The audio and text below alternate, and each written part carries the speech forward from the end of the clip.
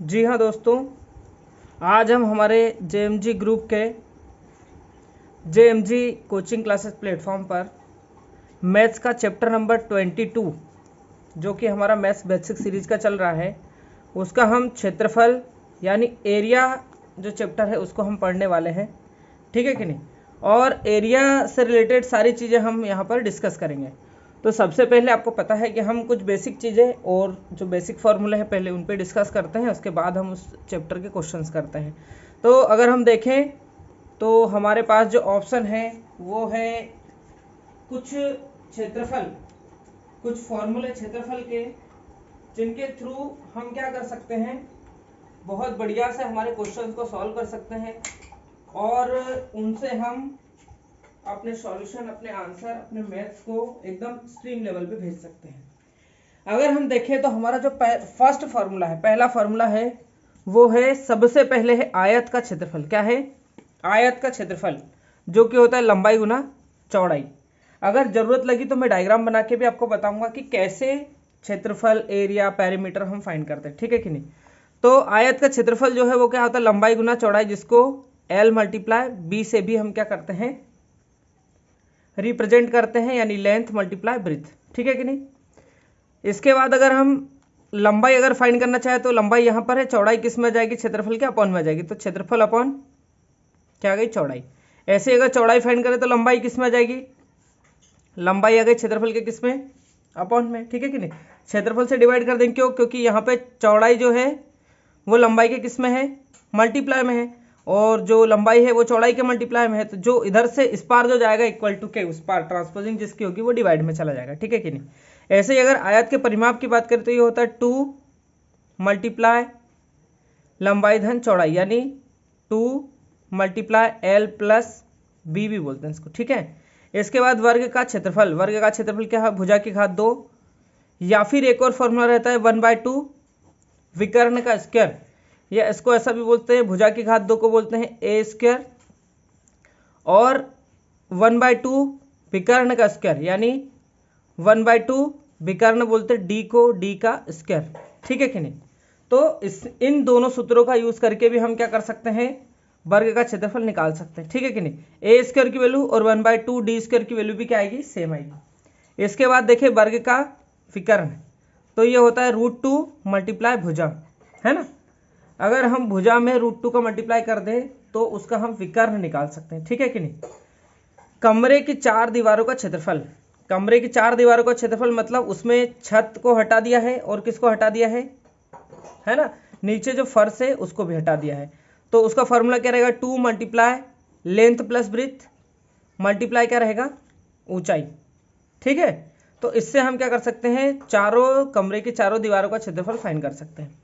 त्रिभुज का क्षेत्रफल, किसका, त्रिभुज का क्षेत्रफल। त्रिभुज का क्षेत्रफल का यूनिक फॉर्मूला है, यूनिवर्सल फॉर्मूला है 1/2 आधार गुना ऊंचाई, या 1/2 आधार को बोलते हैं बेस और ऊंचाई को बोलते हैं हाइट, है ना।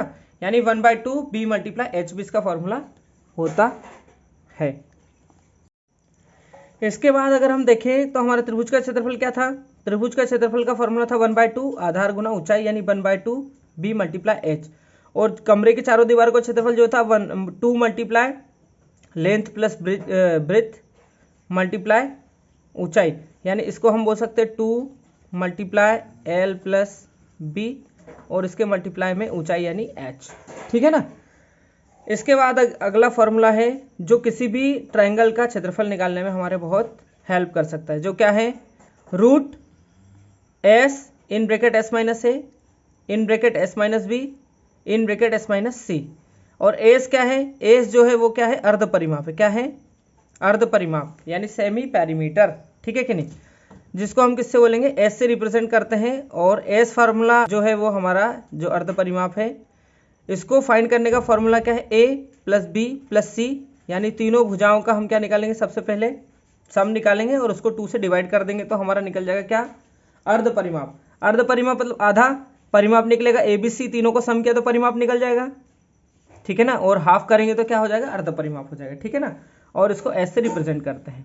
समबाहु त्रिभुज का क्षेत्रफल √3/4 मल्टीप्लाई में क्या हो जाएगा, भुजा की घात 2, यानी समबाहु त्रिभुज का क्षेत्रफल जो आएगा 3√3/4 मल्टीप्लाई ए स्क्वायर, ठीक है कि नहीं। इसको हम √3/4 मल्टीप्लाई ए स्क्वायर से भी रिप्रेजेंट कर सकते हैं। इसके बाद अगर देखें तो जब हमारे पास क्या हो, ए भुजा हो, है ना, ए भुजा वाला कोई समबाहु त्रिभुज हो, उसके अंतःवृत्त की त्रिज्या हमको फाइंड करना हो। क्या करना हो, अंतःवृत्त की त्रिज्या फाइंड करना हो, ठीक है। तो ये जो ए भुजा है ना, यही भुजा यहाँ पर आ जाती कहाँ पे, ए, है ना, अपॉन में क्या आ गया 2√3, क्या आ जाएगा अपॉन में 2√3, क्योंकि ये किसके है, समबाहु त्रिभुज के लिए। किसके लिए है, समबाहु त्रिभुज के लिए। क्या फॉर्मूला है, ए अपॉन में 2√3। इसके बाद अगर देखें ए भुजा वाली समबाहु त्रिभुज के परिवृत्त की त्रिज्या की अगर बात करें, किसकी बात करें, परिवृत्त की त्रिज्या की बात करें, तो ये क्या रहता है, a/√3। ये आपको डायरेक्ट क्या करना पड़ेगा, लर्न करना पड़ेगा। अगर आप इसको डायरेक्ट लर्न कर लेते हो तो क्वेश्चन का सॉल्यूशन करने में आपको बहुत बहुत हेल्प मिलेगी। इसके बाद अगर हम देखें तो हमारा क्या है, समांतर चतुर्भुज का क्षेत्रफल। किसका, समांतर चतुर्भुज का क्षेत्रफल। क्या होता है फॉर्मूला, आधार गुना ऊंचाई। क्या होता है, आधार गुना ऊंचाई, यानी इसको हम बोलते हैं बेस मल्टीप्लाई हाइट भी बोलते हैं, ठीक है कि नहीं। किसका, समांतर चतुर्भुज का क्षेत्रफल। इसके बाद है क्या हमारा, सम चतुर्भुज का क्षेत्रफल। किसका, सम चतुर्भुज का क्षेत्रफल। क्या है फॉर्मूला, 1/2 विकर्णों का गुणनफल। क्या है, 1/2 विकर्णों का गुणनफल, यानी इसको बोलते हैं 1/2 d1 multiply d2, d1 multiply d2 से भी इसको क्या करते हैं, हम रिप्रेजेंट करते हैं। इसके बाद हमारा नेक्स्ट फॉर्मूला क्या है, ठीक है, क्या है, किसी समचतुर्भुज के विकर्णों के आधे भाग, है ना, एवं समचतुर्भुज की एक भुजा एक समकोण त्रिभुज बनाते हैं, ठीक है, जिसका कर्ण क्या है, समचतुर्भुज की भुजा होता है, ठीक है। अगर हम इसको डायग्राम में देखेंगे तो हम इजीली इसको समझ पाएंगे। तो जब हम क्वेश्चन करेंगे तो हम इसको डायग्राम में मैं आपको क्लियर करवा दूंगा। इसका एक और फॉर्मूला क्या है, ये हमारे लिए क्या है, इंपॉर्टेंट चीज़ है, ठीक है, या इसको हम बोल सकते हैं इंपॉर्टेंट थ्योरम है, ठीक है कि नहीं। तो ये हमारे क्या काम आएगी, आगे हमारे ये काम आने वाली है, ठीक है कि नहीं। और क्या है, समलंब चतुर्भुज का क्षेत्रफल। क्या होता है समलंब चतुर्भुज का क्षेत्रफल, 1/2 समांतर भुजाओं का योग और उनके बीच की दूरी। फॉर्मूला क्या बनेगा, 1/2 a + b, ये समांतर भुजाओं का क्या है, योग है, और ये उनके बीच की क्या है, दूरी, यानी जिसको हम किससे रिप्रेजेंट करेंगे, h से, ठीक है। एक चतुर्भुज के विकर्ण की लंबाई d सेंटीमीटर है तथा इसके विपरीत शीर्षों से विकर्ण पर डाले गए लंबों की लंबाई क्या है, p1 और p2 है, ठीक है। इस चतुर्भुज का क्षेत्रफल क्या होगा, 1/2 p1 + p2 मल्टीप्लाई में क्या है, d। d यहाँ पे वही लंबाई है जो हमने लास्ट टाइम में देखा है, ठीक है, और ये दोनों क्या है, विकर्णों की लंबाइयाँ हैं, p1 और p2, है ना। और विकर्णों की लंबाइयाँ क्या है, d सेंटीमीटर है। कौन सा चतुर्भुज है, एक चतुर्भुज है जिसके विकर्ण की लंबाई क्या है, d सेंटीमीटर है, और इसके विपरीत शीर्षों से अगर हम विकर्ण डालें तो उनकी लंबाई क्या है, p1 है और p2 है, ठीक है कि नहीं। तो इस चतुर्भुज का क्षेत्रफल क्या निकलेगा, 1/2 p1 + p2 और मल्टीप्लाई में क्या आ जाएगा, d आ जाएगा। वृत्त का क्षेत्रफल। क्या है, वृत्त का क्षेत्रफल। वृत्त का क्षेत्रफल का फॉर्मूला क्या होता है, πr²। वृत्त की परिधि का फॉर्मूला रहता है 2πr। क्या रहता है, 2πr। चाप की लंबाई हमको निकालना हो तो इसका फॉर्मूला क्या रहता है, 2πr थीटा अपॉन 360 डिग्री, या फिर इसको सभी लिख सकते हैं थीटा अपॉन 360 मल्टीप्लाई में 2πr, ठीक है, ऐसा भी इसको लिख सकते हैं। इसके बाद अर्धवृत्त का क्षेत्रफल। अर्धवृत्त का क्षेत्रफल क्या होता है, जो क्षेत्रफल होता है उसका आधा हो जाएगा, था यानी 1/2 πr², ठीक है कि नहीं। अर्धवृत्त की परिमिति या परिधि, ठीक है कि नहीं, तो क्या होगी, अर्धवृत्त की परिमिति क्या होगी, अर्धवृत्त हम बनाएंगे ऐसा, है ना, क्या बनेगा, ऐसा बनेगा। तो अर्धवृत्त की परिमिति जो होगा वो क्या होगी, वो यहाँ से यहाँ तक की डिस्टेंस, यानी क्या हो जाएगा, इसको क्या बोलोगे, ये हो जाएगी πr। कितनी हो जाएगी ये, πr हो जाएगी, कितनी हो जाएगी, πr, ठीक है ना। और ये क्या हो जाएगी, ये r हो जाएगी, ये r हो जाएगी, है ना। तो क्या फॉर्मूला बनेगा, πr + 2r, ठीक है कि नहीं। इजीली हमारा फॉर्मूला भी बन जाएगा। और देखिए वृत्त खंड AOB का क्षेत्रफल। अगर कोई वृत्त है और उसमें वृत्तखंड में AOB कोई वृत्तखंड है, ठीक है कि नहीं, और उसका अगर हम निकालें क्या, क्षेत्रफल निकालें, जिसको हम त्रिज्यखंड भी बोलते हैं। देखो वृत्तखंड और त्रिज्यखंड अलग अलग चीज़ है, लेकिन वृत्तखंड में AOB जो है उसका क्षेत्रफल, ओनली किसका, AOB का क्षेत्रफल, किसमें, वृत्तखंड में AOB का क्षेत्रफल अगर हमको निकालना है तो उसको बोलेंगे त्रिज्यखंड।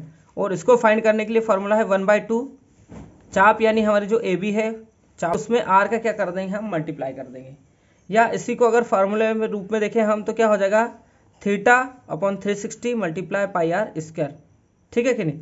अब ये त्रिज्यखंड का क्षेत्रफल है ना, क्या है, त्रिज्यखंड का क्षेत्रफल है इस फॉर्मूले में, और ये जो चाप की लंबाई है ना, इन फॉर्मूले में सिर्फ कुछ विशेष अंतर नहीं है ना, यहाँ पर थीटा है, θ/360 है, यहाँ पर भी θ/360 है, सिर्फ इतना डिफरेंस है 2πr का, क्योंकि लंबाई निकालना है ना, और लंबाई क्या रहती है उसमें, वृत्त की लंबाई रहती है 2πr, ठीक है ना, पूरा जो वृत्त रहता है उसकी पूरी लंबाई कितनी रहेगी, 2πr, और चाप जो है उसके लिए अपना फॉर्मूला बन गया।